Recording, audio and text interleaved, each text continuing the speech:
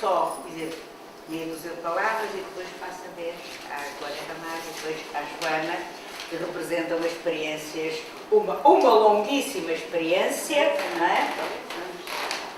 E a Joana, uma interessante experiência. Mora mais recente, comecei a calcular para ela, não é?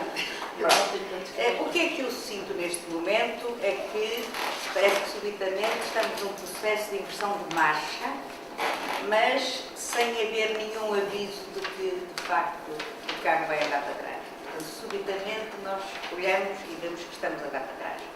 E isto é uma sensação que me incomoda.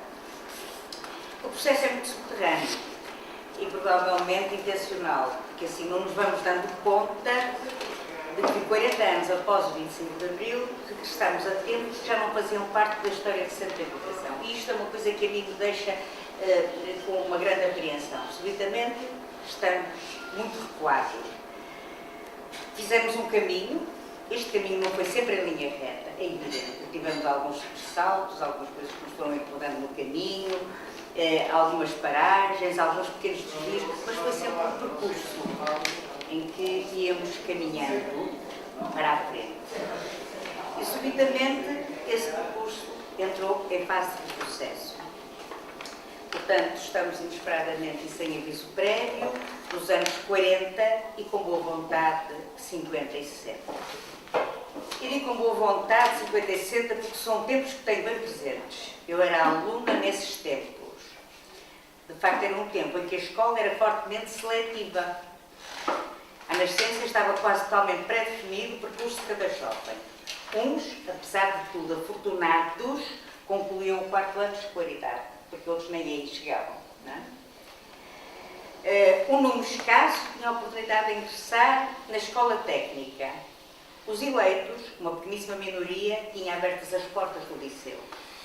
E temos agora este anunciado regresso ao passado no despacho normativo número 6 de 2014, que diz, no capítulo 4, alunos, artigo 13º, 9, no ensino básico, o encaminhamento para um percurso vocacional de ensino, após a definição do seu percurso escolar, resultante do parecer das equipas de acompanhamento e orientação e com o comprometimento e a concordância dos seus encarregados de educação. Implementação do sistema modular com via alternativa ao currículo de ensino básico geral para os alunos maiores de 16 anos. Até aqui parece que estaria tudo mais ou menos normal. Agora, há aqui uma frase que a mim me deixa muitas interrogações. O incentivo, tanto ao aluno como ao seu encarregado de educação, à frequência de escola cujo projeto educativo melhor responde ao percurso e às motivações de aprendizagem do aluno. Isto significa o quê? Que, de facto, vamos ter alunos que não cabem nas escolas de ensino popular, que vão ser mandados para outras escolas. Vai haver escolas para os meninos que, à partida, são considerados sem capacidade para estar nas escolas de ensino popular ou de ensino normal, não sei já como é que devemos chamar, porque parece-me que depois haverá outros. E depois, adição de condições excepcionais, etc. Mas a mim me preocupa particularmente esta ideia de que vão para outras escolas, não sabemos quais. Ora bem, não obstante, a escola pública era extremamente valorizada, sendo os alunos forçados a optar pelo ensino privado quando a situação de incapacidade de adaptação ao público. Portanto, eu estudei num período em que a escola pública era a referência e, neste momento, cada vez menos é referência. Mas invertemos a marcha perante um novo paradigma da educação. Isso eu acho que é muito preocupante, porque subitamente estamos noutra educação. Substituindo a equidade e valorização de todos os saberes por uma educação que exclui, nomeadamente a partir do quarto ano de escolaridade. E elegendo como fundamental a língua portuguesa, desligada dos outros saberes, quer dizer, eu considero que de facto é fundamental um bom domínio da língua portuguesa, mas a língua portuguesa tem esta característica da sua capacidade de transversalidade em todos os domínios. E neste momento, a eleição da língua portuguesa por si mesmo. Não é? E às vezes aquilo que é considerado fundamental nem sequer é aquilo que nos transforma em bons comunicadores, em bons falantes da língua, em bons utilizadores. Portanto, se calhar, por exemplo, a minha neta fez agora exame do 12º ano e aquilo que ela diz é que as perguntas de gramática eram perfeitamente espantosas. Portanto, quer dizer, que não resultam da necessidade de utilização da língua. E a matemática, secundarizando outras áreas de formação dos nossos alunos. Portanto, tudo o resto passa a ser secundário. E, de facto, eu tenho a experiência de uma escola pública em que, por exemplo, pela via da música, conseguimos milagres em relação a uma série de alunos. Temos, por exemplo, o caso do Onésimo, estávamos agora a falar dele, que era um menino que, à partida, tinha algumas necessidades educativas especiais e que está, neste momento, a frequentar com sucesso, em Viana do Castelo, acho eu, o 10º ano de música. Portanto, pela via da música, ele conseguiu ultrapassar imensas dificuldades e está a ter um percurso com sucesso. Mas todas essas áreas vão ser secundarizadas, inclusivamente, e neste despacho também, no fundo, de uma forma muito subtil, este 6 de 2014, se põe termo às atividades de enriquecimento curricular. Não sei se já leram o despacho, mas elas praticamente desaparecem. Não se diz que desaparecem, porque isto é uma forma também muito particular de ir introduzindo as alterações. Várias têm sido as medidas que sorrateiramente vêm sendo adotadas neste caminho em nome da luta pelo sucesso educativo e contra o facilitismo. Portanto, os professores não são fiáveis, os professores não trabalham seriamente, os professores, de qualquer maneira, fazem passar os seus alunos sem qualquer tipo de preocupação. Eu penso que isto é, de facto, preocupante em termos de avaliação que se faz do trabalho dos professores. Temos connosco as duas oradoras, que nos vêm falar de um aspecto muito particular deste novo paradigma. Os exames introduzidos em 2012 para o 4º e 6º ano de escolaridade, já o ano passado com uma segunda chamada para os meninos de 4º ano que não conseguissem obter sucesso e, portanto, o sucesso deixou de depender da decisão dos professores, que trabalharam com eles, em muitos casos, ao longo de 4 anos. Portanto, há o exame e agora também com uma segunda chamada para o 6º ano. Portanto, temos os meninos neste momento, de novo, soando as estupinhas nas escolas, por isso eu espero que nós não tenhamos também de fazer uma segunda chamada de exame, depois desta prestação, que vão ter de se preparar para no dia 4 de julho fazerem uma segunda chamada. Eu não sabia que os 6º anos estavam nessa situação. A propósito, antes de passar a palavra à minha amiga antiga, a quem eu já pedi auxílio algumas vezes para Via Longa, não é? Em relação a questões da avaliação, e a Joana Martins, que trabalhou comigo, sorte minha, não é? Durante alguns anos, não posso deixar de referir a afirmação feita há 15 dias por uma colega da direção de uma escola, que numa conferência pública afirmou: o apoio aos alunos na escola onde ela trabalha passou a centrar-se na preparação para os exames. Portanto, neste momento, as escolas, desde o início quase do ano letivo até o final, a preocupação são os exames. Portanto, vive-se a trabalhar preparando para os exames. Será que as escolas se vão tornar locais de treino, tal como dizia a Joana no seu texto, em vez de locais de aprendizagens? E já agora, que consequência e perturbação estão a provocar no trabalho dos professores, alunos, famílias, direção das escolas, todo este trabalho que é questionável se de facto consegue melhorar os resultados dos alunos, consegue que eles saibam mais ou traz acréscimo de trabalho sem benefício de espécie nenhuma. Pelo contrário, eu estive há uns 10 dias com uma mãe que o miúdo teve maus resultados no exame de 6º ano. O miúdo é um miúdo com problemas de hiperatividade e que a professora disse à mãe: o miúdo nem conseguia segurar a caneta. A caneta estava de tal maneira nervoso que a caneta escorregava-lhe da mão. Portanto, é uma experiência difícil, até porque eu fiz exames, muitos exames, mas acho que neste momento a experiência é muito mais difícil, porque sobrevalorizou-se tanto a questão dos exames que, de facto, isto é uma coisa perigosa, tá? Portanto, eu passava a palavra para o lugar à Cláudia e depois à Espanha. Ok, obrigada, Armandina. Ora bem, para além daquilo que a Armandina já disse, uma das coisas que me incomoda é, de facto, as medidas serem tomadas sem haver muito pensamento e muita informação sobre o que se passa. Isso é aquilo que transversalmente me faz pensar.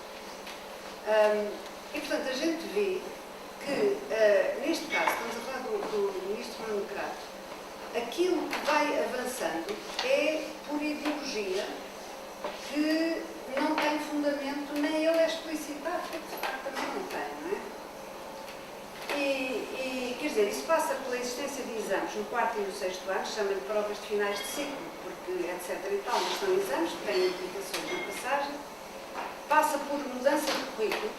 e eu sou sensível em particular à da matemática, quer dizer, é a minha área onde me especializei mais, e vê-se de facto a diferença que faz e os problemas que traz.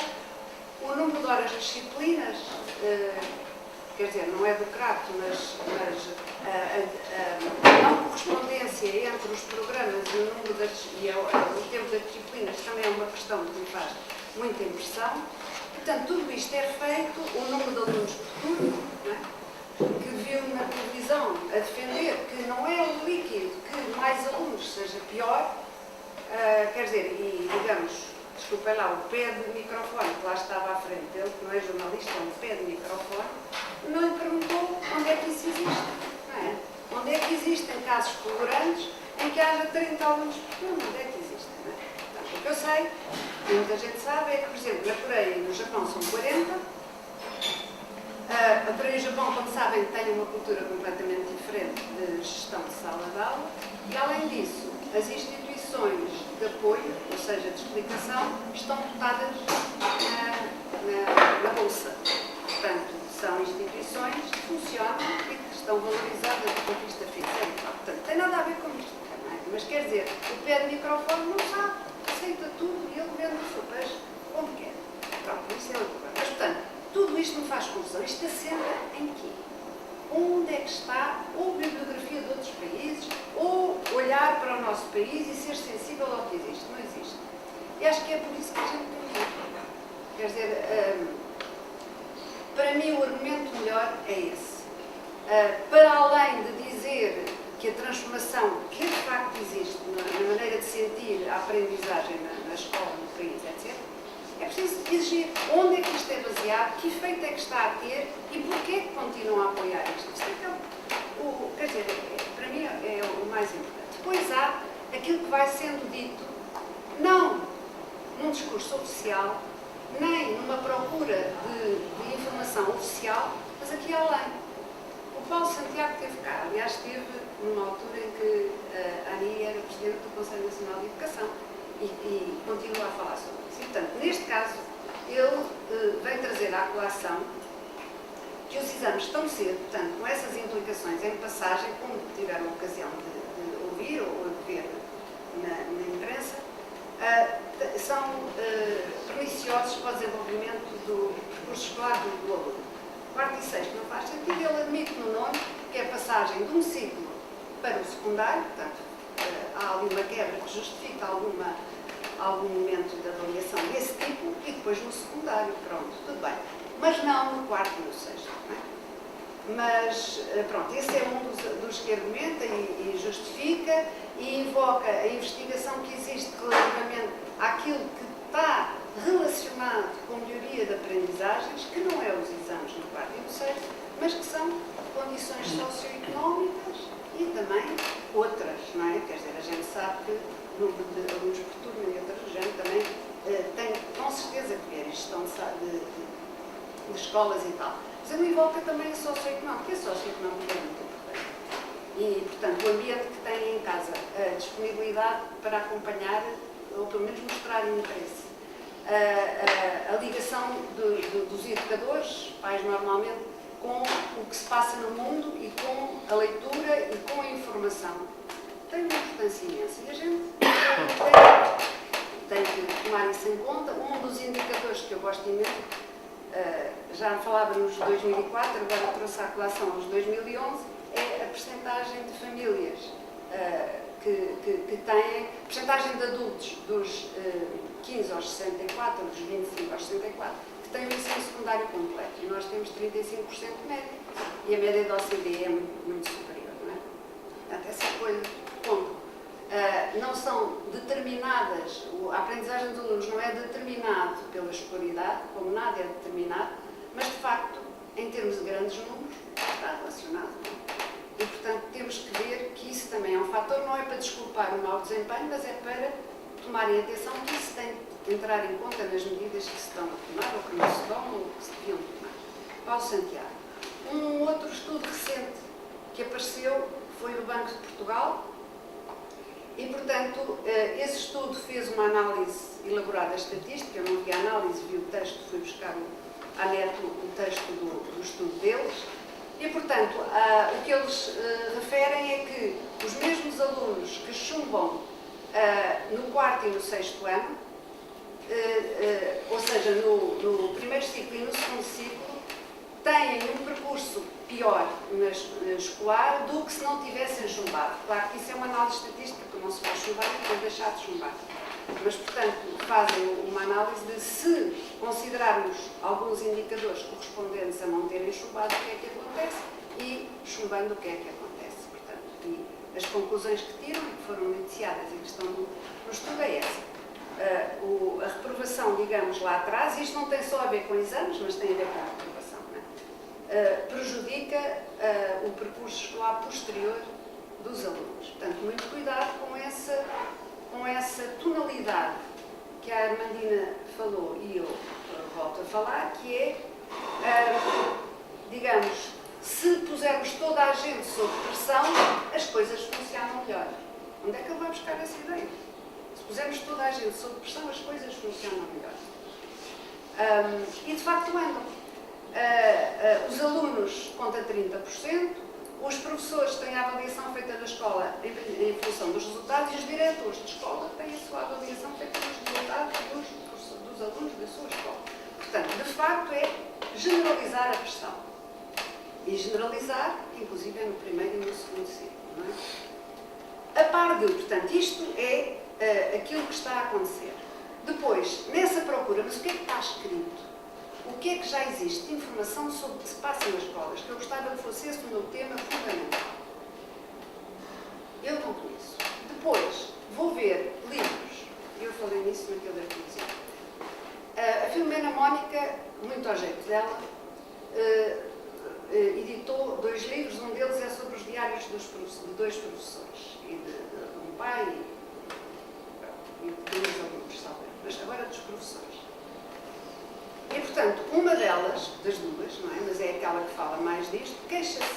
E queixa-se, não me parece que seja muito lamúria, mas é muitas formações de coisas que não têm efeito prático em mim, e ela até ridiculariza um bocado as formações que existem. Muitas reuniões, muita papelada. Portanto, como é que as nossas escolas estão a funcionar? Eu não vou generalizar e dizer aquela professora retrata a situação das escolas, mas a minha interrogação é, ela diz isso, mas afinal, quem sabe o que é que se está a passar nas escolas? Eu não sei que isso esteja escrito. Não vejo nada escrito sobre isso. E vejo a medida que é pôr tudo sob pressão. Mas isso responde a quê? Responde a uma ideia de que é, se pusermos todos em sentido, isto avança mais. Mas onde é que isso está? Será que temos visto melhorias desde há 2 anos para cá? Ou o ambiente piorou? Vamos ver, mas esse movimento ainda não existe. E vamos ver. Esse existirá até 2015 e vamos lá ver depois.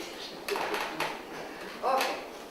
Depois, há um outro autor que eu fui ler o livro e achei muita graça. Não me levem a mal, mas muito do que o Mitar Ribeiro diz não faz sentido. E acho que a gente tem de olhar para aquilo. Eu neste momento digo, Mitar Ribeiro, conheci-o quando ele foi falar aos olhos nos olhos com o Medina Carreira. E claro, a gente já sabe o tom dos olhos nos olhos. Mas, neste caso, não era o Medina Carreira que estava a falar, era o Mitar. O Mitar disse uma série de coisas que me fazem um bocado de sentido. Eu fui ler o livro, que foi recentemente editado pela Fundação Francisco Manuel dos Santos. E tem muito interesse. Em particular, ele que até pareceria ser um apoiante desta linha mais democrática, não é? Mas na prática ele levanta coisas que são interessantes. Uma delas é o número de alunos por turma. Ele diz, é impossível melhorar as aprendizagens se não for o acompanhamento diário, nas aulas, mais individualizado dos alunos. Não adianta estarmos a acrescentar horas aos currículos, não adianta estarmos a dar apoio especializado depois no 9º ano, porque não sabem, não adianta termos os quadros interativos e os computadores e por aí fora, se não estamos num acompanhamento mais possível com os alunos, mais a conhecê-los e a apoiá-los. Não adianta. E, portanto, Ao contrário do que o Crato diz, não é? Em relação a turmas de 30 e não sei o quê, ele aponta para uma coisa que é da sua experiência, não é a ideologia, claro que é também, mas é da experiência que ele teve enquanto professor. Eu acho que deve ser lido. Deve ser lido. Depois, os currículos. A quantidade não é a qualidade. Eu digo, eu estive afastada de... Pronto, eu dei explicações em miúda, depois nunca mais quis explicações. Mas agora estou a apoiar duas pessoas. Estou a apoiar uma de 10º e estou a apoiar o miúdo do 8º. No 8º estou a apoiar a matemática, a física e a química. No 10º apoiei a física e a química. E digo-vos que estou com os cabelos em pé em relação aos currículos. Os currículos do secundário de química e física são muito maus. A impressão que eu tenho é, e disse aliás à fulana, já não precisas de ir para a universidade. Com o currículo do 10º ano já tens uma bagagem bestial. E depois, isto casos, não é? Estou a falar de casos porque escrito não vejo muito. Mas depois falo com uma amiga minha que é professora de Química do Instituto Superior Técnico, onde entram com 15 na licenciatura de Engenharia Química, e ela diz, pois, é isso tudo. É as ligações do NH3 que se sabe que a ligação do N com o H, além de ser piramidal, é 109,6. Okay? E eu disse à Constância, aprende tudo, eu não. Mas fixei, por acaso. Ora, e depois não sabem calcular uma concentração. Não é? E depois não sabem calcular a massa molar em função da massa molecular. Coisas básicas. Mas isso não sabem. Em favor, depois, de tópicos que a gente quer saber onde é que está a ótica e tem que começar a pensar. O título de um capítulo é Do Sol ao Aquecimento da Terra. Eu não entro nisso. Oh, Constância, descobre-me lá onde é que está a ótica. Do Sol ao Aquecimento da Terra. E aí, eu tenho a dizer que apoio o que a Rita diz. Rita diz, vai-se tanto pelo contexto, pensando que isso capta a atenção do aluno, que ele anda pelo contexto, e quando chega à matéria já não está com paciência para olhar para aquilo. Portanto, diga assim, venha de onde vier, desde que esteja escrito e fundamentado, eu quero ler. E é esta a minha posição. E, portanto, a minha exigência em relação ao político é, digam-me o que é que conhecem do que se está a passar nas escolas e, portanto, quais são as vossas medidas em relação ao que conhecem. Não é? Em vez de acharem que está é tudo irresponsável e, portanto, é melhor pôr todos sob pressão que isto está a ir a bom resultado. É um modelo errado. Errado, não dá, não é? Não dá, e a gente tem historicamente notícia de que a pressão e o autoritarismo não vão muito longe. A gente já ouviu muito no nosso país e muito longe, mas é mau. É mau, pois, exatamente. Às vezes duram muito, não é? Às vezes duram muito e deixam marcas valentes. Portanto, é isto. O que eu acho que devemos tornar é dê-nos informação sobre o que se passa. E se não sabem, façam essa aproximação, essa abordagem. Portanto, no fundo, é isto, não é? E é isto que eu acho, é a minha guerra. É esta a minha guerra. Mas pronto. Se tiver 25 alunos por turma, nos meninos que fazem o percurso educativo diferenciado, portanto, os 7, curso de educação e formação, é porque ele nunca trabalhou com as saúde. Porque não é de maneira nenhuma, quer dizer, é alunos. Estamos a trabalhar com um público que, à partida, precisa de uma atenção muito particular e de muita coisa. Ora bem, coisa bem dito, eu passo a palavra aqui à Joaninha. Eu sou a Joana, trabalhei durante 7 anos em Vialonga com a minha mestra Armandina e dizia-lhe há pouco que raros são os dias que eu não estou na escola e não penso, se fosse a Armandina, como é que ela fazia isto? As responsabilidades que ela tem. Enfim, pronto, a Vialonga foi uma aprendizagem a vários níveis, enquanto profissional, enquanto pessoa, no meu percurso. Vou só começar por pedir desculpas que daqui a 1 hora, a 7:45, vou ter de sair, independentemente do ritmo da conversa. A minha filha é finalista no pré-escolar e hoje vai fazer o académico. Ainda é feliz, vai fazer o final eu faço questão de ir pô-la à escolinha, com a tenda, com a escova de dentes, com o pijama e com aquelas coisas todas. Eu ando sempre muito afastada, vivo muito longe daqui, mas em momentos-chave eu faço questão de estar presente e não abdico disso. Portanto, depois vou ter de seguir.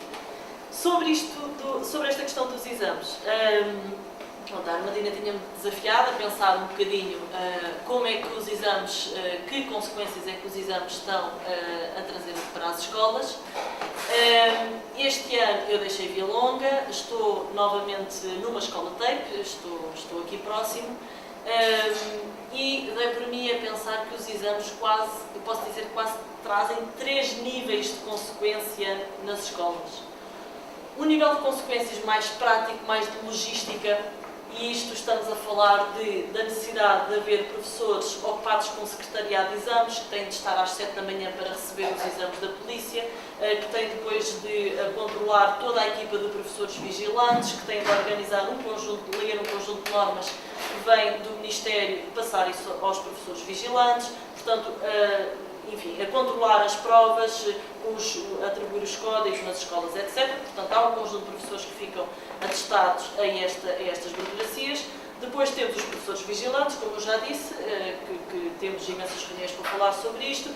Temos os professores corretores, que começam a ter reuniões fora da sua escola para aferir um conjunto de critérios de correção dos exames. Temos depois os outros alunos que não têm aulas no dia dos exames e que temos que fazer uma ginástica para perceber o que é que se faz a esses alunos, normalmente ficam em casa e os pais muito aflitos. Quer dizer, isto é um conjunto de consequências logísticas, quase que a quantidade de exames obriga a uma gestão na escola. Todos nós professores ficamos sempre muito embrulhados nestas questões. Depois, diria que há outro nível de consequência que me parece mais grave ainda, que é quando vejo nós, professores, a termos quase de abdicar, e é muito difícil não resistir a esta tentação, de abdicar da nossa criatividade e autonomia pedagógica, que até está consignada no Estatuto da Carreira Docente. E é quase difícil não entrar neste esquema, como eu até escrevi aí no artigo, a escola parece uma academia de treino de testes. Deixou de ser escola, deixou de se pensar no desenvolvimento psicomoral dos alunos, sociomoral, deixou de se pensar nisso. A formação cívica até desapareceu, não há muito tempo para isso. Aliás, isto é ideológico, porque o próprio currículo deixou de se falar em competências, passa a falar só em conteúdos. E os professores, um professor de 9º ano, por exemplo, tem de preparar, ou um conceituador de 9º ano, tem de preparar os alunos para os exames nacionais, português, matemática, este ano entrou por aqui o inglês. Há escolas que adotaram os testes intermédios, portanto os alunos têm de fazer 7 testes intermédios, com mais 3 exames nacionais no final do ano, e com mais os testes e as fichas e não sei o que os professores tenham sempre a fazer durante o ano. Eu sou professora e eu faço isso também. Não estou a falar de dos outros, estou a falar de nós todos. E me incluo. Portanto, os alunos, eu diria que a partir de janeiro, entram num ritmo tal. Estou a falar do 9º ano, mas se calhar nos outros não é muito diferente. Mas entram num ritmo tal de saturação, de preparação para testes e exames, que é verdadeiramente inacreditável. Porque a partir de janeiro temos, até maio, 7 testes intermédios, portanto, mais os testes das disciplinas, de 15 em 15 dias, ou semanalmente, eles têm um teste para dar prova. E nós, professores, estamos a cair nisto que é, o teste intermédio até podia ser entendido como um teste, como as diretrizes do Ministério, para ser entendido como um teste ali de aflição, de regulação, mas efetivamente não é isso que se passa. As direções das escolas também com essa ideologia que passa por aí, que é o susto, se as escolas não tiverem bons resultados, os recursos podem ser cortados, portanto vamos ter bons resultados. O que se passa é que os professores estão a incorporar esta mentalidade e cada vez mais preparam os alunos para os exames e utilizam os testes intermédios como testes também com um caráter sumativo, com um caráter penalizador. Ou seja, tudo é um susto para os alunos de 9º ano. Para os alunos de 9º ano, para os alunos de 6º ano temos o português e a matemática, no 4º ano também. Ou seja, estes momentos passam a ser momentos quase de pânico e de susto. Tens de fazer, se não chumbas, quer dizer, aquele caráter penalizador que o Paulo Santiago falava há umas semanas. isto da criatividade este ano até nos está a ser muito, é um conceito que nos está a ser muito querido. Como a Armandina dizia, nós professores estamos completamente assoberbados com a preocupação de preparar alunos para exame, para teste, porque temos os resultados, porque nós professores temos medo de ser avaliados pelos resultados dos alunos, porque as escolas põem alguma pressão por causa dos resultados dos alunos. Portanto, todo o desenvolvimento do indivíduo do aluno enquanto indivíduo está realmente a desaparecer. E a Armandina falava aqui de uma coisa que é o português e a matemática parece que agora são donos e senhores de tudo. O português, ainda por cima sou professora de português, claro que o português é fundamental, não na perspectiva que está a ser utilizada agora, penso eu, com uma gramática cada vez mais, quer dizer, agora até já se chama, quer dizer, a gramática, conhecimento explícito da língua, quer dizer, cada vez mais a gramática tende a ser trabalhada de uma forma isolada. Apesar do programa, eles, enfim, aquilo aparecer ali de outra maneira, mas depois nos exames não é isso que acontece. Nos exames a gramática aparece em conteúdos cada vez mais explícitos, descontextualizados. Não há uma gramática ao serviço da comunicação, escrita e oral, isso é que é importante. E o português é realmente fundamental, mas as artes são fundamentais. Eu este ano tenho o privilégio de estar no Chapitou, mesmo aqui em cima, de estar a trabalhar com alunos que não têm exames, felizmente. Alguns alunos optam por fazer exame no 12º ano, e temos, enfim, novamente um pouco mais de cuidado com os alunos, enfim, obras, etc. Mas os alunos de artes são alunos com uma capacidade criativa. O Chapitou tem um projeto de integração de jovens a partir da arte. Nós trabalhamos com alunos que vêm dos centros educativos, os chamados antigos reformatórios, etc. Trabalhamos com alunos que vivem na rua, literalmente, que vivem em lares da Santa Casa de Misericórdia, que são retirados da rua, que são miúdos fenomenais, com uma capacidade criativa, crítica, reflexiva, e, quer dizer, e depois apresentam espetáculos. Nós trabalhamos, como não temos, acho eu, esta pressão dos exames em todos os anos, trabalhamos com eles cultura geral de uma maneira, o português está lá sempre, leem obras, este ano, por exemplo, leram imensas obras de Brecht. Eu pergunto, um professor de um 11º ano ou de um 12º ano permite que os alunos leiam não sei quantas obras de Brecht, Sá Monteiro, enfim, e que leve os alunos a ver espetáculos, exposições, museus. Não sei se isto é possível no ensino regular no secundário. Penso que neste momento não é possível. Estamos demasiado formatados para aquelas obras, porque no programa pode ser aquelas obras, no exame pode ser aquelas obras. E realmente o português e a matemática em detrimento das artes, eu sempre fui contra isso. Estive uma vez na Assembleia da República com a Armandina e com mais não sei quantos professores contra as artes, e este ano então eu percebo... Contra as artes? Contra foi essa medida que depois o ensino artístico devia ser relegado para segundo plano. E este ano tem a prova como, através da arte, os alunos conseguem crescer enquanto indivíduos, na língua portuguesa, na matemática também, conseguem crescer em todos os domínios. Portanto, recapitulando só o meu discurso, diria que os exames, aquilo que eu diria que é as dificuldades logísticas na escola, o problema dos professores estarem a reduzir a sua criatividade e autonomia, e acho que está lentamente a ser introduzido, e aqui se calhar há um retrocesso, mas em escolas onde isto já não se verificava, se calhar está a verificar-se novamente, que é o pânico de os resultados no final do ano não serem os esperados.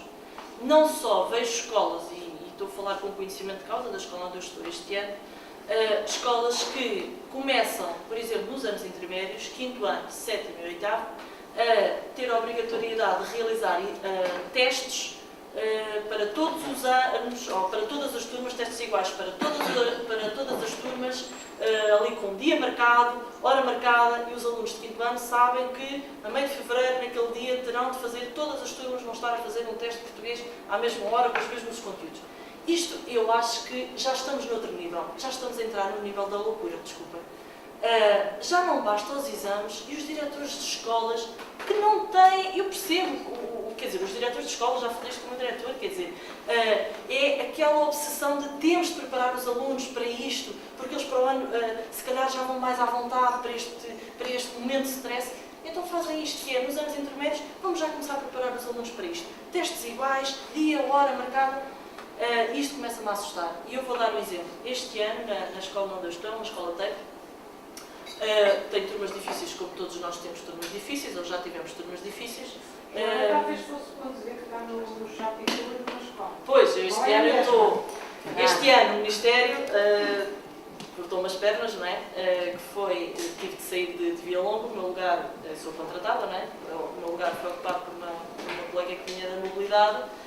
Eu tive de voltar a concorrer às escolas, concorri a uma escola técnica, eu prefiro trabalhar em escolas técnicas por opção e fiquei com meio horário numa escola técnica. Entretanto, o ano passado já me tinham desafiado a entrar no Chapitou e fiz uma primeira experiência e gostei e estou na parte da coordenação pedagógica do Chapitou. E estou com um pezinho na escola pública, enfim, este ano ainda fiz esta loucura de ter um pé em cada lado, para o ano não sei. Por pensamento, por definição de pessoa, eu acho o ensino público maravilhoso e quero continuar no ensino público e defendo o ensino público acima de tudo. Mas agora já nem sei se continuo no ensino público ou se continuo só no Chapitou. O Chapitou, apesar de tudo, não é totalmente ensino público. Pronto, então só para dizer que estas duas, só fazer este parênteses. E agora já me perdi. Estava a dizer, este ano, com esta obrigatoriedade de fazer testes iguais para todas as turmas, ou mesma hora, ou mesmo dia, ou mesma semana, não interessa. Este ano tenho uma turma que foi formada com um critério ali na escola que era precisamente por causa dos resultados, do medo dos resultados, então optaram por os alunos mal comportados tirar das outras turmas, os alunos repetentes também, e junta-se tudo numa turma só. Ainda por cima, eram turmas com alunos de 16, 17 anos no 8º ano, portanto, vão fazer, alguns deles fizeram os 18 anos neste ano, não vão para o 9º ano, vão sair da escola, portanto, é uma turma dali muito poucos chegaram ao 9º ano. E é uma estratégia, porque se não chegam ao 9º ano, não tem de fazer exames, portanto, os resultados não vão ser assim tão maus como seriam se fossem fazer exame, provavelmente, e é uma estratégia pedagógica ali naquela escola, eu fiquei com essas turmas. E com essa turma, em português, é uma turma completamente desgarrada da escola, ainda por cima entre eles com muitos problemas de bairro, entre muitas quesílias, e eu achei que talvez a estratégia para os agarrar fosse pegar um trabalho de projeto. Não vários trabalhos de projeto na turma, como também normalmente faço, mas um projeto da turma. Ainda por cima, não eram muitos, 20 alunos, um projeto que, enfim, conseguisse congregar ali os alunos. Então fizemos imensas coisas. Fomos ao primeiro ciclo, apresentar histórias, fomos ao pré-escolar, fazer uma pecinha de teatro, fomos à comunidade, fomos visitar os idosos do lar, contámos histórias, ouvimos as histórias que os idosos tinham para nos contar, fizemos uma série de atividades, consegui pôr a professora de Educação Visual a trabalhar comigo, depois para fazer uma montagem de exposição para os encarregados de educação, consegui pôr a professora de Ciências, fizemos uma peça de teatro sobre a higiene oral, consegui pôr a professora de Ciências a trabalhar comigo e fomos aos meninos do 4º ano, uma das vezes. Enfim, fizemos uma série de coisas, resultado, a turma, muitas dificuldades, mas em termos de união do grupo, aquilo começou realmente a dar frutos. A certa altura tínhamos acabado de vir do lar de idosos e a colega de Ciências, aquilo tinha corrido muito bem, e fizemos uma exposição na escola e a colega de Ciências disse que gostava de fazer qualquer coisa, mas não sei o quê. Então, mas diz-me lá o que estás a trabalhar, em geral. Então, vamos lá fazer, pode ser, uma peça de teatro, estes miúdos são ótimos para o teatro, vamos fazer uma peça de teatro com a geral. Chega à reunião do departamento e dizem-me, olha, não te esqueças que daqui a 2 semanas há um tal teste obrigatório para todas as turmas. Eu disse, bem, então não dá. Disse à colega, olha, não vamos poder fazer essa peça de teatro, temos de fazer no 3º período, mas agora não dá. Mas eu agora já falei com os miúdos, eles estão entusiasmados, eu disse, não dá. Eu daqui a 2 semanas tenho de fazer um teste igual. E as minhas colegas, é uma estratégia como outra qualquer, eu não estou aqui a criticar estratégias, não é nada disso. Mas as outras colegas tinham a estratégia de seguir a par e passo o manual, os textos do manual, os conteúdos gramaticais. Quer dizer, eu como não andava bem ali, andava atrás do manual, à frente, ia tentando puxar os conteúdos para as peças de teatro que nós precisávamos, ou para os textos que escrevíamos, não andava propriamente a seguir aquilo de uma forma tão linear. Resultado, com 15 dias para preparar os alunos, eu não podia defraudar os alunos, não posso. Os meus alunos têm também de conseguir ter bons resultados. Resultado que tive que pôr esse projeto. E tivemos ali a trabalhar A inaudita guerra da Avenida Gago Coutinho, que eu adoro, do Mário de Carvalho, mas com alunos de 17 anos que, enfim, gostam de rap e de outras coisas e aquela linguagem é dura. É um projeto maravilhoso para se fazer com tempo, com a disciplina de História, levar os alunos à Avenida Gago Coutinho, perceber o que é aquela confusão de carros hora de ponta. Acho ser um projeto maravilhoso. Não para, vamos ler rapidamente, porque depois temos que responder a perguntas sobre isso. Isto parece que estou a desligar da questão dos exames, mas não estou. Isto vem àquilo que eu estava a dizer, que é a obsessão neste momento que as escolas têm, de temos de pôr os alunos já desde muito cedo preparados, porque depois vão fazer exame igual para todos os conteúdos. Não é por ser igual que eu quero que os meus alunos atinjam exatamente o mesmo que os outros, mas deem tempo. Não tem de ser a meio de um primeiro, em novembro, em fevereiro. Quer dizer, isso corta o percurso dos alunos. Vamos deixá-los caminhar. No ano querem fazer o exame, temos o 7º, o 8º ano, temos tempo. Vamos trabalhando. Eles vão lá chegar também. Vamos é de outra maneira. Isto, só para dizer, também, estes pânicos que as escolas têm, eu não critico diretores nem nada, mas quando temos um secretário de Estado, Casa Nova, que na entrevista diz, que saiu hoje no Jornal de Letras, diz: pela primeira vez, a Inspeção-Geral de Educação e Ciência integrou na sua amostra todo o tipo de escolas, escolas com contratos de autonomia, etc. As escolas TEIP, isto agora falta as escolas TEIP, a Armandina sabe o que eu estou a falar, pode falar melhor do que eu. Mas as escolas TEIP não podem ser inseridas nunca nesta amostra. Ele diz: pela primeira vez houve a preocupação da avaliação integrada do sistema educativo numa perspectiva conjunta, as escolas TEIP incluído. As escolas TEIP têm uma realidade diferente. Quer dizer, não podemos estar com esta pressão sobre os alunos. Alguns alunos, não todos, mas alguns alunos de uma escola TEIP, fazer este percurso é maravilhoso. Não podemos comparar com outros alunos, como a Glória estava a dizer, que têm uma estrutura socioeconómica, familiar, enfim, outro acompanhamento. E põem tudo no mesmo saco e tudo se avalia, como ele diz, a partir dos exames, como ele diz que a avaliação para nós é determinante porque é um sinal para dentro e fora das escolas. E a avaliação, incluindo as escolas TEIP e todas as escolas, a avaliação ajuda a melhorar. Aqui eu concordo. Esta frase descontextualizada, eu concordo. A avaliação ajuda a melhorar. Eu sou apologista de uma avaliação, efetivamente. Claro, temos de avaliar. Mas uma avaliação diferente. Que não é esta avaliação com exames descontextualizados, com exames que avaliam muito pouco ou nada, avaliam meia dúzia de conteúdos. Sou apologista de uma avaliação construtora, formadora, onde o aluno é também integrante neste processo de avaliação. E isto é possível. É possível nós, professores, irmos aferindo a avaliação com os alunos. Eles serem processo ativo. Também definirmos os critérios de avaliação com eles. Regularmos a meio do processo quais é que são as dificuldades, como é que todos nos podemos ajudar. O Sérgio Nisa diz que, eu penso isto imensas vezes, um aluno só é bom aluno se todos os outros à sua volta forem bons alunos. E é isto que nós devemos pensar em sala de aula, não é? E transmitir aos nossos alunos. Tu só és bom se todos os outros à tua volta forem bons. Portanto, trata de ver como é que ajudas o teu colega, comigo aqui. Vamos ver como é que parcerias, tutorias, vamos ver como é que nos ajudamos.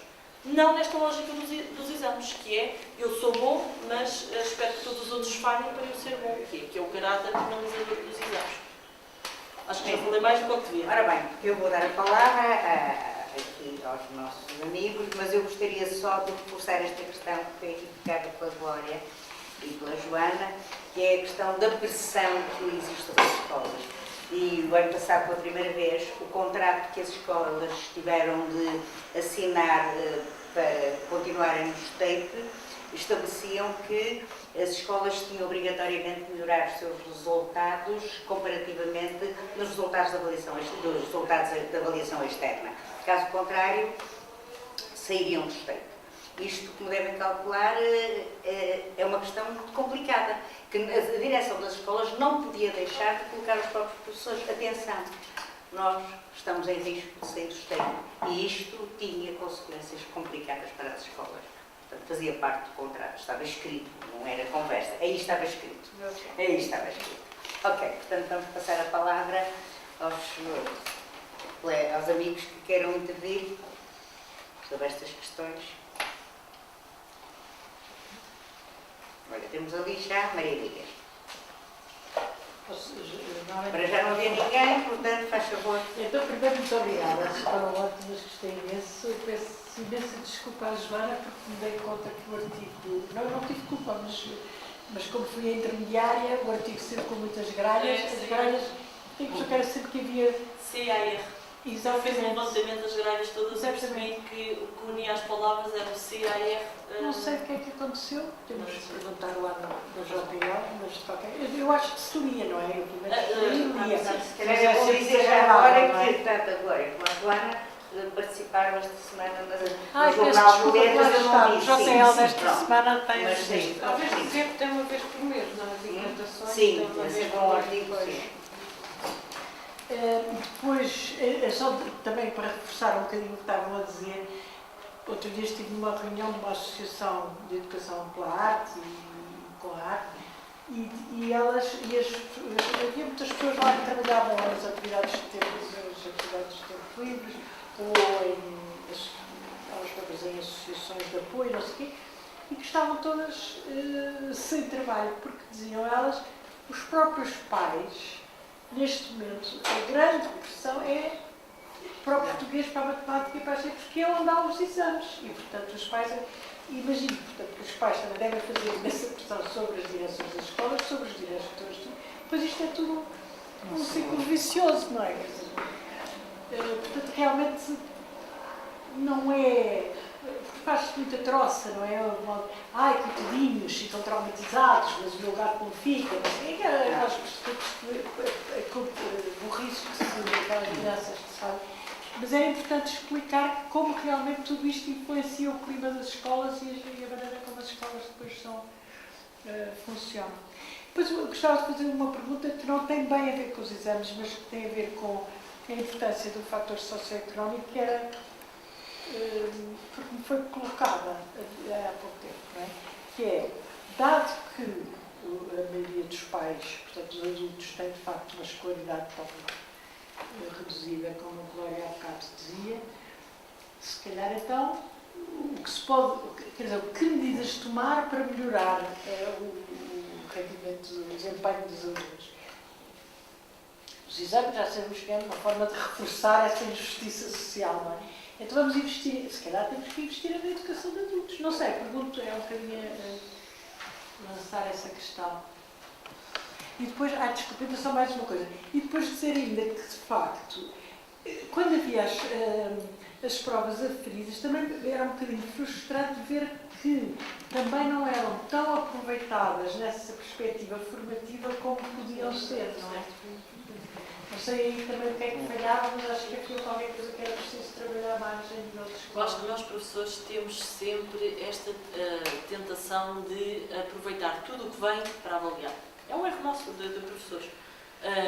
E mesmo essas provas aferidas, quer dizer, acabavam sempre, mesmo não contando para a progressão, quer dizer, havia sempre alguma preocupação, apesar de tudo, em preparar os alunos para isso, porque é realmente também uma questão de mentalidade de professor, vamos avaliar, mas nunca, ou muito pouco numa perspectiva construtiva, é avaliar para penalizar, para ver quem aprendeu, quem não Não para diagnosticar, não, mas tentar perceber onde é que sim, não não numa percebe. perspectiva formativa. A avaliação numa perspectiva formativa. E que é possível. E que é possível e que traz outro tipo de vantagem. Eu, em relação a isso, aquilo que eu acho em relação às provas de aferição, a forma como elas foram sendo devolvidas às escolas melhorou imenso.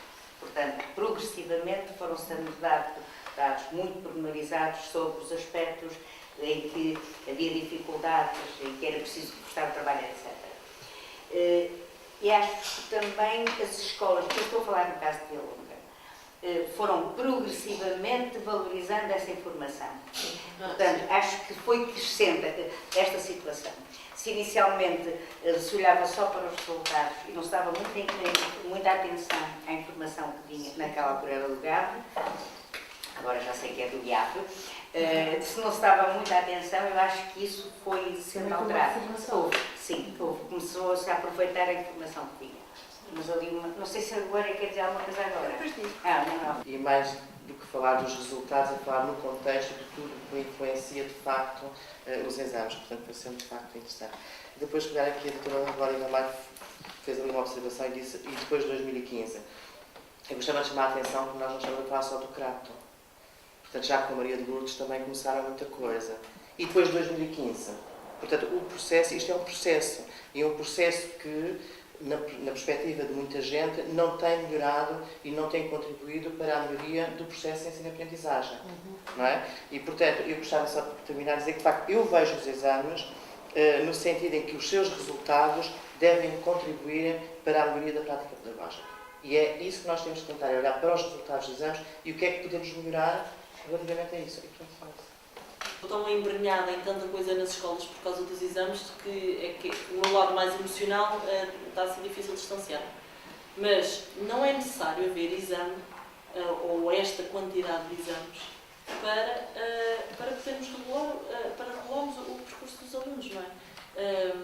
Com um diagnóstico com os alunos, com a frição a meio e que não tem de passar por testes, tem de passar por um diálogo, por todos os produtos que os alunos vão construindo, penso que é outra forma de vermos com os alunos onde é que, com cada um, estás a ter dificuldades nisto, então se calhar vais trabalhar com o teu colega, ou se calhar se toda a turma está a ter dificuldade nisto, bom, então não podem ser todos, se calhar sou eu que tenho que repensar aqui algumas coisas.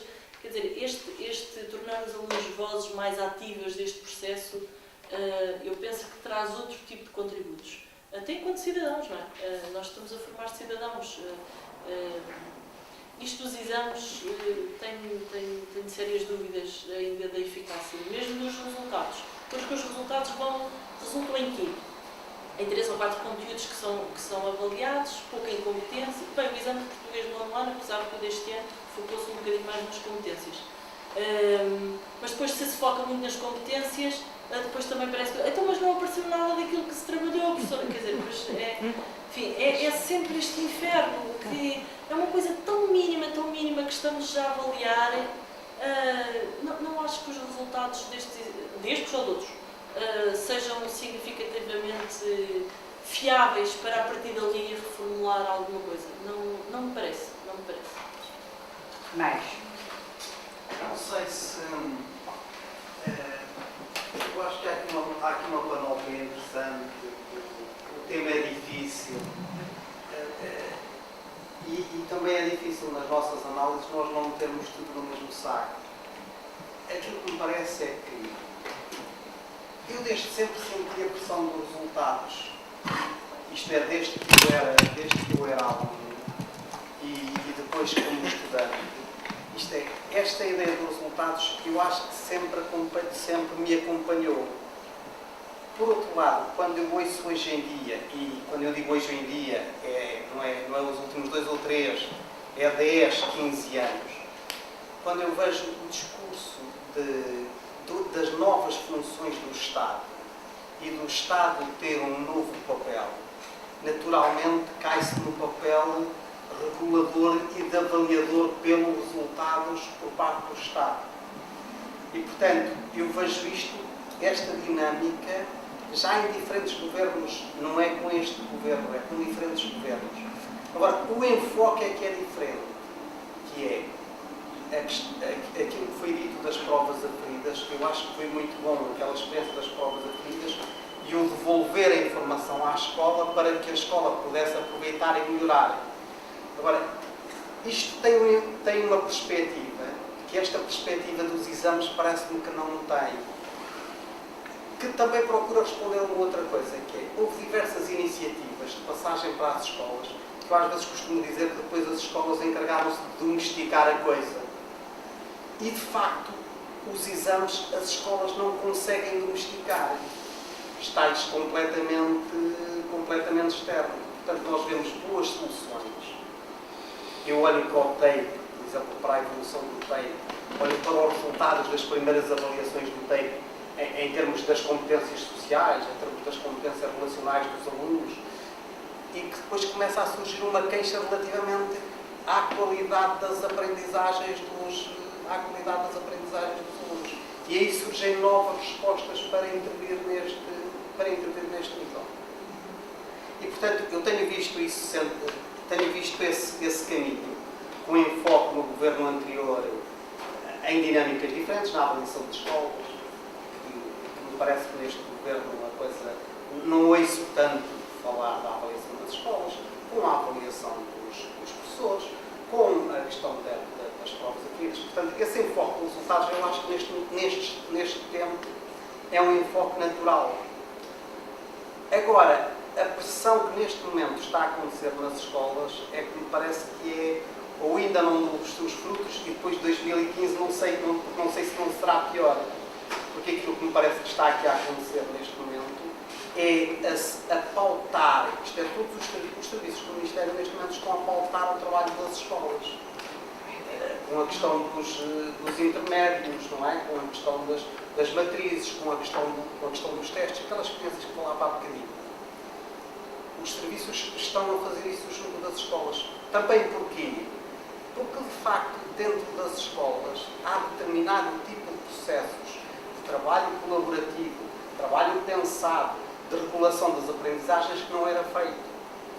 E ao não ser feito, ou melhor, ou era feito por apenas alguns núcleos de professores, não era feito de um modo transversal por toda a gente, e, portanto, sente-se essa necessidade. E neste momento, de facto, aquilo que eu sinto na escola, designadamente, ainda há dias estava numa escola TEI, e a primeira coisa que eles fizeram foi mudar as ponderações dos critérios de avaliação para pôr a parte dos conteúdos a valer 90%, porque de facto os miúdos vão ser avaliados por isso. E o que me parece aqui mais aflitivo, é onde é que isto vai dar. Onde é que isto vai dar? Porque, por um lado, embora eu veja que há essa necessidade, e eu, enquanto utente, também sinto a necessidade e a pressão de resultados, e quero que haja qualidades de aprendizagens, e nesse discurso todos nós assentamos, não é? Todos nós assentamos. E é um discurso que passa, este discurso dos exames é um discurso que passa, pelos encarregados de educação entendem. É fácil de disciplinar, mas muda-se completamente a escola. A escola vai mudar, não sei. Depois estas coisas também 2015, isto também vai tudo muito. Agora, pode melhorar, não é? Só pode melhorar, agora. Só pode melhorar também, mas mesmo neste caminho, vamos lá ver, mesmo neste caminho eu acho que também pode melhorar. Porque, por exemplo, aquele trabalho da devolução da informação às escolas, das provas que eram feitas, não foi imediato. Quer dizer, levou algum tempo. E eu acho que pode haver aqui um caminho de facto, quero dizer, mesmo dizia do número dos exames, até da perspectiva económica, eu não sei. Até nessa perspectiva acho que não se justifica, não é? Acho que não se justifica. Ninguém faz contas a quanto é que custa um exame. Isto aí não. Portanto, agora, há aqui uma dinâmica, que é uma dinâmica também de desconfiança do trabalho das escolas. Eu sinto que é uma dinâmica de desconfiança do trabalho das escolas. E, portanto, a forma de pôr aquilo no eixo é por uma forma que as escolas não controlam, que é os exames. Claro que em 1960, 1% da população tinha o secundário feito. Aquilo que eu chamamos de secundário, não é o ensino secundário feito. Em 1960, não é? E a escolaridade obrigatória para raparigas e para os rapazes foi diferente também, mesmo a primária. Portanto, estamos a querer comparar coisas que não têm comparação, até porque nestes últimos 40 anos, e o Governo sabe, portanto, e o Ministro sabe isso muito bem, nos últimos 40 anos, que a estatística pode ajudar muitas outras coisas também, não é? Nos últimos 40 anos, há pouca gente que se lembra destas coisas todas. E, portanto, a pouco e pouco vamos introduzindo coisas de que já ninguém se lembra. E aqueles que se lembram já estão completamente gagás, porque têm mais de 50 anos, etc. E pouco interessam. Não, que sentido. A questão é, para que é que vamos ouvir estas pessoas? Porque é o passado, é não sei o que é que interessa, não é? Nós é que sabíamos como é que isto vai para a frente e como é que isto melhora. E, portanto, ficamos para trás. Por outro lado, esta é a primeira questão. A segunda é uma questão que tivemos na escola, na ESE, na semana passada, em que numa reunião final de professores que acompanhamos estágio no segundo ciclo, concretamente em Português, Matemática, Ciências da Natureza, História e Geografia de Portugal, todos os professores de História, de Português e Matemática que vão para o ano estar com 6 planos de escolaridade, de 2 escolas diferentes do distrito, não querem acompanhar estágios porque têm que preparar os exames. Os de Ciências da Natureza e de História e Geografia não se importam de continuar a acompanhar. E é uma coisa muito interessante porque, assim, estão todos de acordo. Ninguém pôs o problema dos exames. E eu disse-o na reunião, fico muito satisfeita, entre aspas, e percebi que ninguém contesta. Esta é a terceira questão. Porque, assim, nós estamos todos com medo, todos divididos, todos com medo assumido, e, por outro lado, onde é que estão as pessoas, como nós, que sabemos disto, que sabemos do que é que os exames podem ser. O Ministro também sabe. Ele é da nossa idade, portanto, ele sabe isso também, não é? O Primeiro-Ministro não sabe, nem tem idade para isso, mas disseram-lhe, ele acredita. Portanto, como é que nós intervimos no cotidiano? Depois, como é que desmascaramos ou não? Aceitamos, e, na verdade, nós dizemos, vejam onde é que fomos e nós calamos. Portanto, como é que depois o pé de microfone também não tem acesso a isso e não sabe, porque a maior parte deles estão numa situação também muito periclitante e, portanto, várias vezes não sabem e não são eles que mandam as perguntas, vão podendo fazer também. Quarta questão é a campanha de desvalorização da escola, porque ao mesmo tempo que se valoriza um aspecto da avaliação, que é os exames, há uma grande campanha de desvalorização. Se viram nesta semana, vinha numa revista, já não sei qual era, uma intervenção dizendo que quem não tem curso superior também ganha muito bem. Essa é uma. A outra é ir perguntar aos miúdos à saída do secundário quem é que pensa ir para o ensino superior. E os percentagens entre aqueles que o diziam ano passado e este ano caiu imenso. Depois a outra questão também é a questão dos próprios pais. E, na verdade, os pais, temos 2 tipos de pais, creio eu assim muito rapidamente, não fiz nenhum levantamento sociológico, mas acho que aquela questão socioeconómica é muito importante. Muitos pais pensam que se fizerem exames, saem de lá aqueles miúdos que eles não querem que estejam na escola dos filhos. Por outro lado, há outros pais que pensam que se fizerem exames, os miúdos vão ter a possibilidade de ter mobilidade social. Só que ambos estão enganados, completamente, redondamente. O governo não quer nem pensar nisto, não é? E, portanto, nós temos várias coisas diferentes que não verbalizamos e parece que estamos todos no mesmo barco e não estamos. A questão socioeconómica, volto a ela, porque é muito importante. Na verdade, nós somos um país pobre, gente muito pobre, de imigração permanente, não é de agora, não é? Portanto, mandámos mais imigrantes no princípio do século XX para o Brasil do que agora para a Europa, onde quer que seja. Portanto, somos sempre gente com muito pouca qualificação e o que é certo era aquilo que dizia aqui o nosso colega, portanto, da inspeção, que é o seguinte, é que, na verdade, as funções do Estado, neste momento, estão em causa e uma das funções é a educação e dentro da educação a escola pública, não é? Portanto, há um batalhão de coisas a tentar acabar com ela, a começar pelo Ministro, na verdade, Nuno Crato, que nunca se referiu à escola onde ele andou como sendo o Liceu Pedro Nunes, nunca se referiu à escola secundária Pedro Nunes, porque ele não reconhece, e esta questão que acaba, a questão é que ele não reconhece aquilo que se passou nestes últimos 40 anos. Porque, na verdade, uma revolução faz-se muito rapidamente, algumas mudanças são feitas também rapidamente, mas se não tivermos cuidado, com calma, passados 40 anos, podemos voltar a muita coisa de que já não nos lembramos, porque há muita gente que já morreu. Vejam o que é que acontece hoje quando falamos de colonialismo a todos os povos africanos que foram colónias portuguesas, por exemplo, e que não há ninguém que se lembre, por causa da espanacidade que eles têm, que se lembre do tempo colonial. Sim, senhor. Quem é que quer intervir agora? Quer falar? Ani?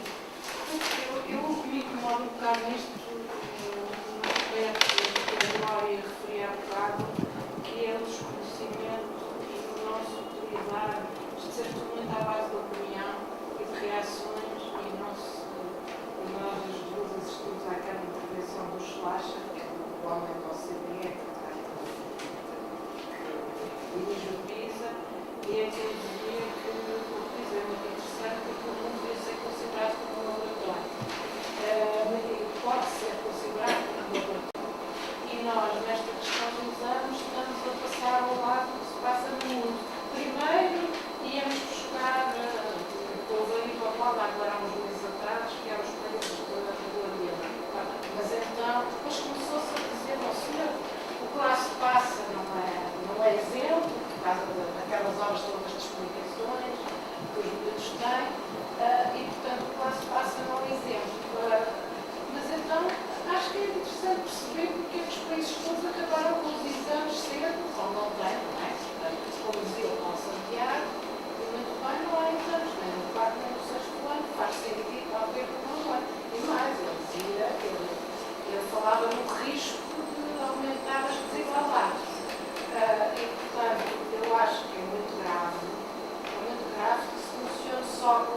ela não.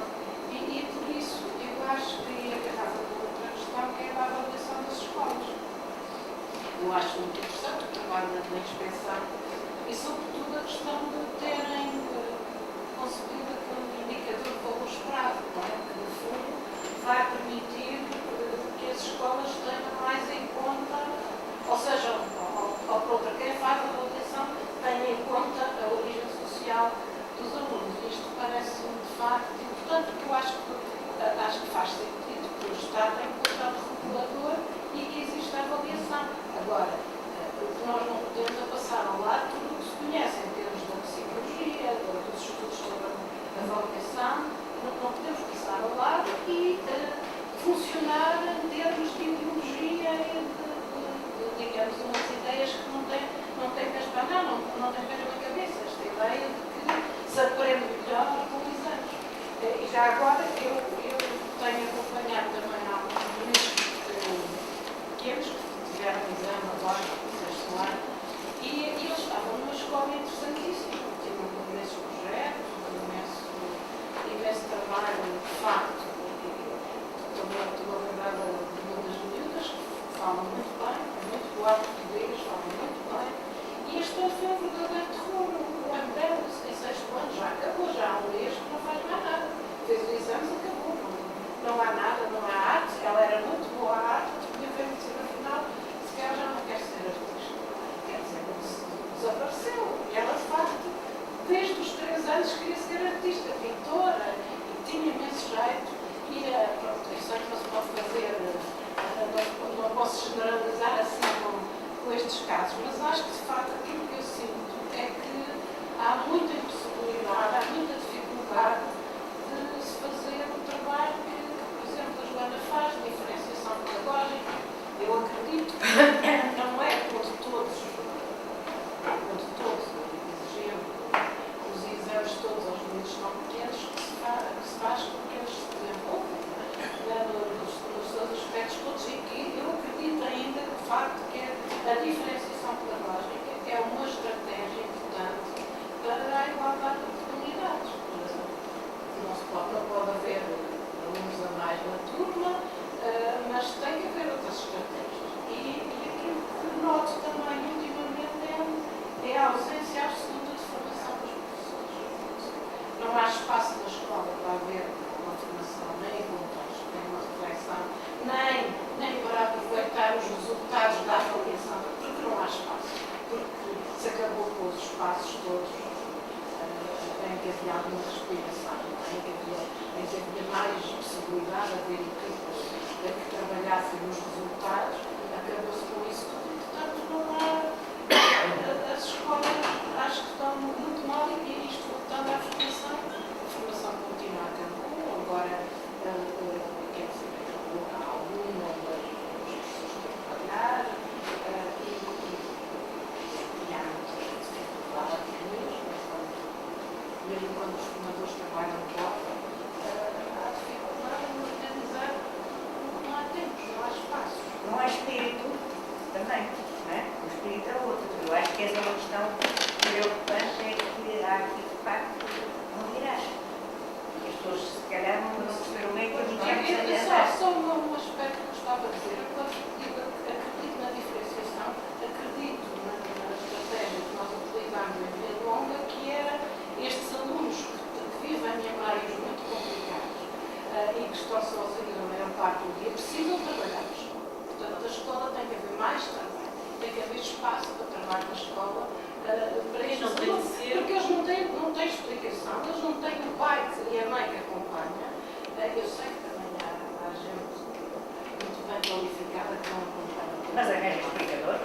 Exatamente, mas pode ser pagar o explicador. Enquanto que. E acredito que tem que haver mais, outras práticas, e a formação é muito importante. Tem de haver mais. Só queria pedir uma informação, que eu não tenho muita informação nesse aspecto. Por exemplo, em termos do 4º ano, este ano, o exame, qual foi a retenção? Qual foi o papel do exame na retenção? 30%, não é? 30%. A média da matemática. Não, isso era a percentagem Sim, para o nosso final. mas eu não sei se saiba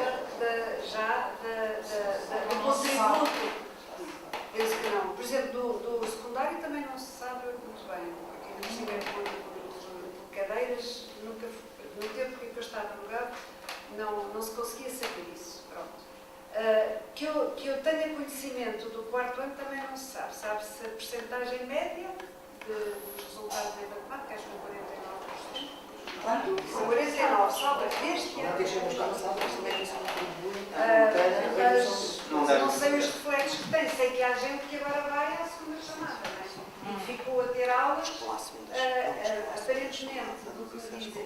Pronto, porque eu não estou a ver o texto. Mas do que me dizem era opcional para os alunos, ou seja, os pais podiam querer ou não querer isso, mas houve uma pressão grande para eles terem todos aulas até ao fim de 30 de junho para fazerem a segunda chamada. Agora, esta pressão de que temos estado a falar é muito forte. E o que é que acontece? Os professores, no quarto ano, no sexto ano, tomavam a decisão de transição ou não, precisamente de acordo com a legislação da avaliação, desde que se considerasse que o aluno tinha condições de partida para prosseguimento e que ela era vantajosa. O que é que acontece neste momento? Os professores traem-se porque não lhes interessa ficar a uma distância grande da avaliação interna em relação à avaliação externa. Isto agora é tudo julgado em termos assim. Não é? Eu dou o bom ao menino e depois eu tenho um 2. Então eu estou a avaliar mal, porque estou aqui a isso. Não é? E isto, de facto, tem como consequência que os professores se acautelem e já não tomem decisões de acordo com a característica, o perfil daquele aluno e o percurso que ele pode fazer e o encaminhamento que pode fazer. Por exemplo, nós em Vila Longa fazíamos muito isso. Queremos trabalhar com as escolas de primeiro ciclo para definirem e irem cada vez mais, isto foi um processo também que não era muito fácil, dando indicações com algum rigor sobre o acompanhamento que devia ser feito em relação a cada um dos alunos na transição de ciclo. Não é? Agora, se de facto o Ministério vai olhar para os resultados internos da escola e os compara com os externos, eu tenho medo. Não, aumentou o sucesso escolar. Mas aumentou o sucesso escolar. A escola professora não avalia só os resultados do aluno. Mas a escola faz a avaliação final. Pois é, mas essa avaliação final é comparada com a avaliação que é feita pelo Liceu. Se houver uma grande distância em Quanto a mim, é preciso afirmar isto. Porque o dizer que os resultados da escola internos têm que ser iguais aos externos, eu acho que é um erro medonho. Claro, não deve ser. Mas canalizamos, caminhamos para isso. Mas é isso que acontece, não é? Caminhamos para isso. Aquilo tem que, de facto, ser diferente. Claro. Porque na escola não avaliam só a parte dos conteúdos. Se vê cada vez Claro. mais nas Mas, avaliação. quer dizer, isto é muito feito comparativamente, não é? Porque nós temos que sim, que é, se a escola dá uma avaliação de determinado sentido e depois, de facto, o fracasso no exame, então como é? A escola está para aqui a ser facilitista mais uma vez, não é? E temos aqui este chavão de facilitismo que as escolas costumam acusar de Uma coisa que um aspecto que a Ani reforçou e que tem a ver com isto é o facto de da formação contínua estar a desaparecer nas escolas e formação ali muito em contexto ainda agrava mais toda esta mentalidade dos professores. Porque se, com a formação contínua, os professores ainda podem ter, enfim, algum espírito e estarem despertos para alguma coisa e partilharem.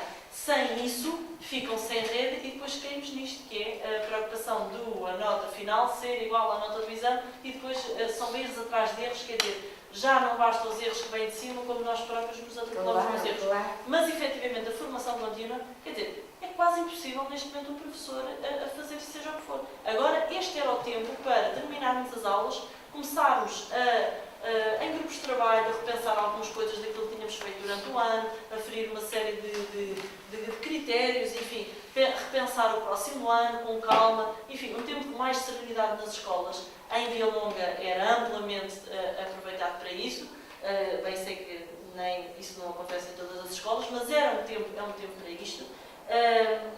E o que se vê é que até 22 de julho os professores têm de estar na escola praticamente a tempo inteiro. Mas a tempo inteiro com trabalho, porque temos não sei quantos quantas vigilâncias ainda para fazer. Eu tenho os meus colegas de 4º e de 6º ano com aulas suplementares aos meninos de português e matemática.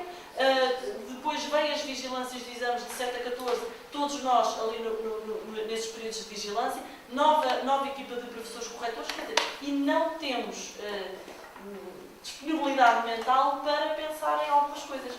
É histórico este ano o Congresso do Movimento da Escola Moderna em Lisboa, e é histórico este ano, a 3 semanas do Congresso, o número reduzido de inscrições num Congresso que normalmente leva 400, 500 professores a nível nacional. E quando em Setúbal, como foi o ano passado há 2 anos, Seixal Almada, etc., ronda sempre os 400, 500 professores, este ano, a Alexandra está aqui este ano, está na direção do Movimento da Escola Moderna, e pode atestar, este ano, quer dizer, é histórico, os professores não estão mobilizados para esta formação, porque efetivamente não... Se calhar porque estão cansados de todas estas medidas, mas porque se calhar também não têm tempo. Está a ser difícil ter essa disponibilidade mental. Ok, eu vou seguir a meio da conversa. Muito obrigada pela participação, acho que foi muito interessante. E depois, Eu nesse que tempo, agradeço. teremos a Alexandra, que está ali, que eu aproveito para apresentar quem não conhece, que também irá fazer uma comunicação, acho que ser professora acho que é uma coisa boa, e ela vai falar sobre isso em setembro. Setembro, outubro, não, acho que é outubro. Ok. Faz favor. Não, eu gostava de salientar a importância do discurso de nós todos. Em primeiro lugar, o discurso político é o que tem mais força, mas, digamos, de nós todos, nos vários casulos em que estamos, e que tem a ver com o que a sociedade valoriza. Não é? Neste momento, aquilo que me parece que sobressai o que a sociedade valoriza são os resultados. Pois é. Não é? Mas resultados de quê? Não é? Alcançados como? Em direção a quê? Em que condições? E isso a gente não se questiona. A gente quer resultados. Agora, caricaturando um bocadinho, é assim. Há currículos que estão mal feitos. Há currículos que estão mal feitos. E se calhar convém também questionar como é que são organizados os currículos. Na altura em que eu estava no GAF, estava muito mais por dentro do que estou agora, portanto, até pode ser que seja diferente, não acredito muito, mas pode ser. Mas no fim era outsourcing. Portanto, há ali uma equipa que o ministro Primo acha que é muito competente, a universidade, excelente, então bom, são eles que fazem. E pronto, e fazem. E surgem coisas verdadeiramente abstrusas, como, por exemplo, o programa de Química do 12º, que teve lugar pela primeira vez em 2006. Era doido. Mesmo do 10º também. E pronto. E todos, vamos, está bem, o ministro assina, o programa está ali e vai tudo avançar para isso. Portanto, a gente, de facto, está muito longe do poder neste sentido. O poder faz um bocado aquilo que quer. E, portanto, faz o outsourcing e a gente obedece. E eu penso que, neste momento, os resultados estão-nos a usar muito como meros serventes. A gente não questiona nem os currículos, nem a forma como os resultados são obtidos, nem as transformações que isso provoca nas escolas, nem a forma como as escolas funcionam. Nada disso está na mesa. Não é? Os pés... Eu peço, mas eu gosto da imagem dos pés do microfone. Porque acho que a gente, ou porque são muito jovens, ou porque têm medo de perder o emprego, mas a gente tem muito pouca. Tem alguns bons, mas muito poucos. E, portanto, não questionam, quer dizer, andam a pedir as opiniões ao José Maria, à Maria Alberto, à soi-disant elite, que são sempre os mesmos e também não têm muito a dizer, e a gente navega como serventes, exagerando um bocadinho, sem questionar o que é isso dos resultados. Não é? Portanto, todos a fazer testes. Há experiência e há textos sobre o problema do exagero dos testes. Um dos países que mais literatura tem sobre isso e que tem mais usado isso é a Inglaterra. E a Inglaterra, os próprios técnicos da instituição, que agora não sei como é que se chama, porque já tem mudado nome, que faz provas, e de facto pede colaborações, não são só as pessoas lá, eles próprios se queixam que aquilo é um disparate de testes que estão continuamente a chegar e que depois, porque a sociedade dá o contexto de valorizar isso, pois isso chega a todo lado. Os pais querem, os professores fazem, a escola dirige-se e às tantas ninguém já tem controle daquilo. Porque a sociedade valoriza. E valorizou over. Portanto, sobrevalorizou tudo isso. E a gente está a entrar um bocadinho nisto. A maneira como eu leio a situação era lá atrás, no tempo, 99, coisa assim, portanto, não havia exames, não havia 96 já temos, portanto, não havia, para além do 12º, não havia outras avaliações, não é? E a reflexão na altura política que foi feita é preciso ter alguma informação sobre o que está a passar. E, simultaneamente, é preciso também direcionar um bocadinho aquilo que é importante nos currículos que estão em vigor. Porque sair o papel não chega. E as provas de aflição apareceram nessa altura com essa dupla característica. Por um lado, tomar o pulso do que se está a passar e, por outro lado, como não tinha implicações na progressão do aluno, orientar um bocadinho os currículos para onde estavam a ser dirigidos. Portanto, tinham essa dupla função. E depois houve um processo que foi também parcialmente técnico, que era, e por outro lado da organização interna do Ministério, que era poder devolver essa informação de uma maneira que as escolas pudessem olhar para os resultados. Mas ainda hoje tenho uma relação próxima com uma escola que tem problemas, pronto, e eu já há 6 anos que ando à volta dela, mais intensidade, menos intensidade, mas chamam-me quando quer. Eu tive que fazer o relatório para a escola dos resultados da matemática do 4º ano.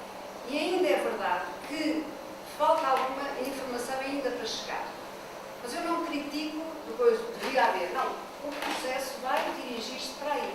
Portanto, é preciso também dar um bocadinho de tempo a que as coisas aconteçam, não é?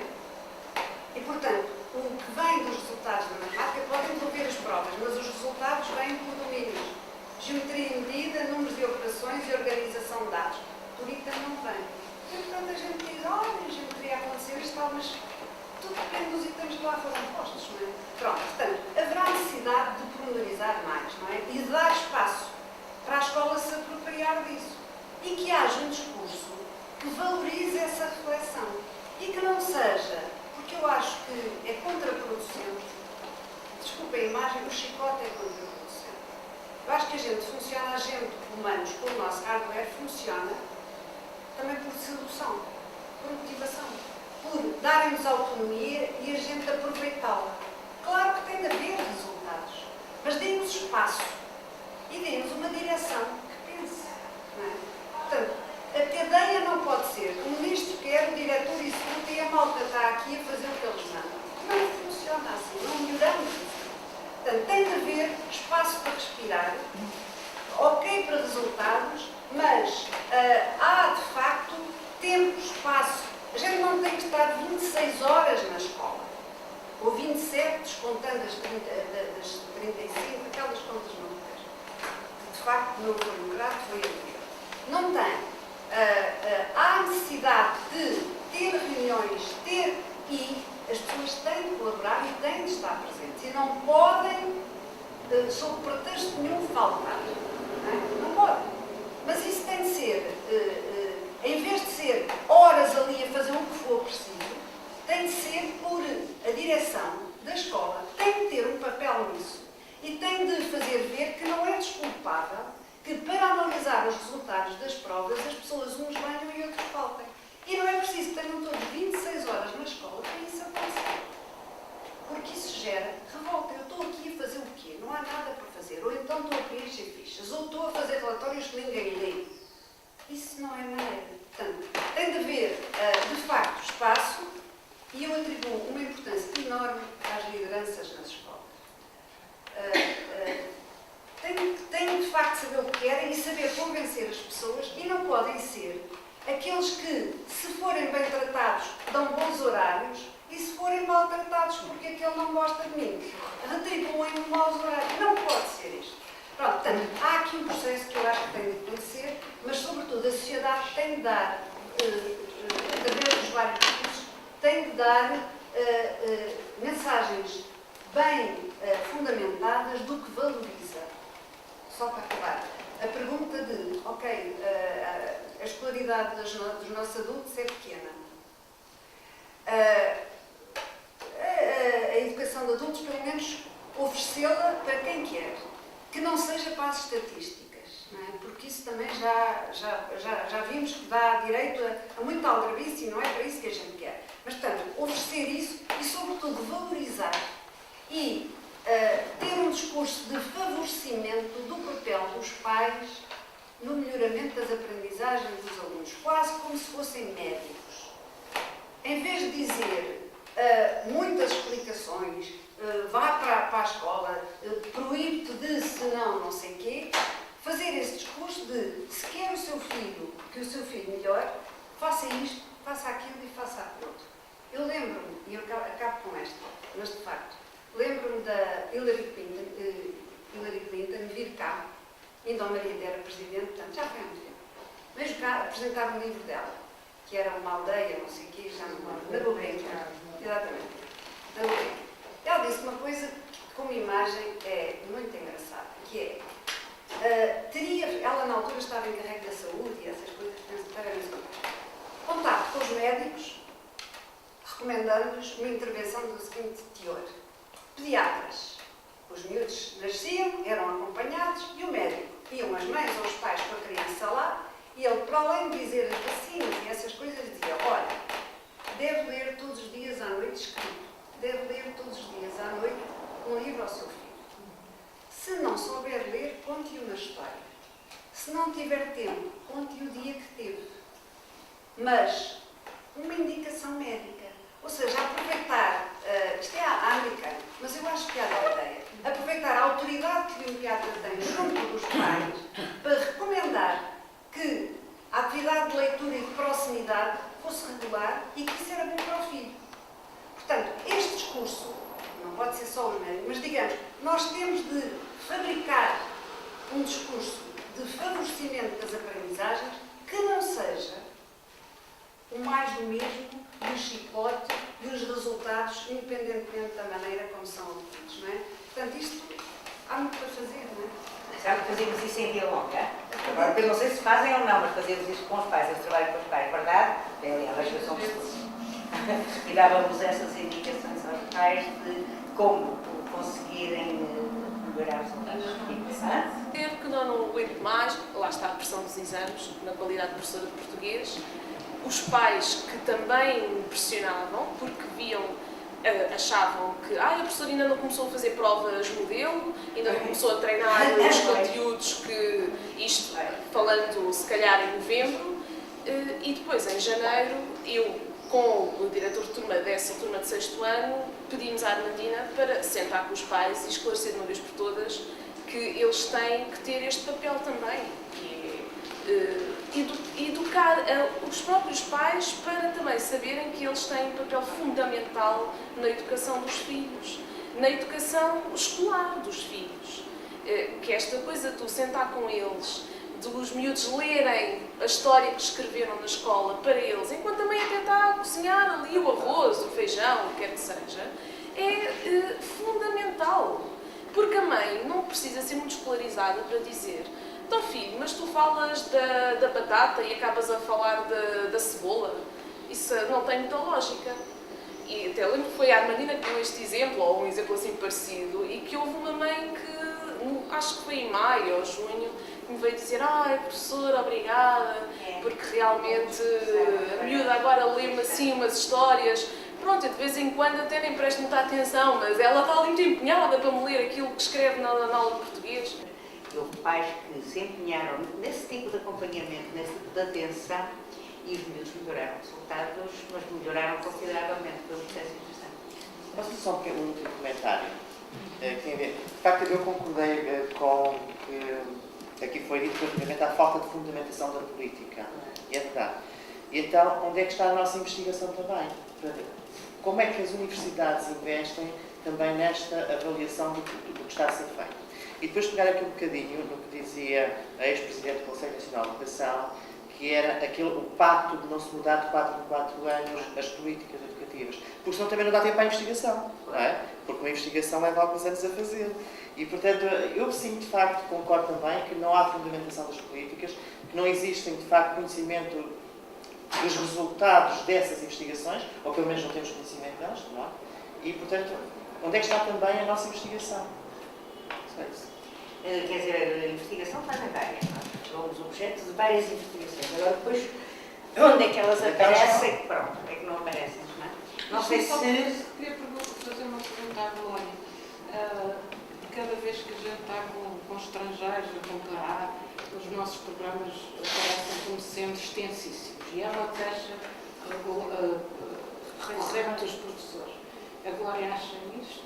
Do que eu vi agora recentemente, acho que é quantidade e não qualidade. Acho. O programa de Física e o programa de Química do 10º ano é descomunal. Matemática também. Matemática do 8º, do 10º não posso falar porque não tenho acompanhado, mas, por exemplo, do 8º é Matemática, é Física e é Química. Sim, são grandes demais. No fundo, a gente, ou seja, na estádio, acredita-se que dando muita coisa está-se a educar mais. Mas, na realidade, está-se a fazer como a borboleta. Aqui um bocadinho, aqui um bocadinho, aqui um bocadinho. Depois os novões, entre aspas, aqueles que têm mais hipótese, ou gostam de estudar mais, alguma coisa ficará. Os outros limpam o disco. Os outros limpam o disco, não fica. E depois os conceitos fundamentais, e era isto que a minha amiga Anabela Fernandes dizia, não têm. Quer dizer, andaram do Sol para o aquecimento da Terra. E mais. Depois é assim, há lentes convergentes, divergentes, nós lembramos dessa conversa. Mas como há tanta coisa para dar, mostra-se o PowerPoint com o que é que acontece na lente divergente e o que é que acontece na lente convergente. Experiência não há. Pronto. E mais, em vez de se perceber como é que se sabe o que é que acontece na lente, que é perceber onde é que está o centro, onde é que está o foco, como é que isso acontece, não. Está a lente divergente e ao lado um resultado do que é que são. As imagens podem ser reais ou virtuais, podem ser maiores ou menores que o objeto, como se fosse para decorar. Pronto. Vamos parar. Fazem favor, estamos a aproximar do fecho, não sei se mais alguém quer mais alguma intervenção. Se não, até uma próxima.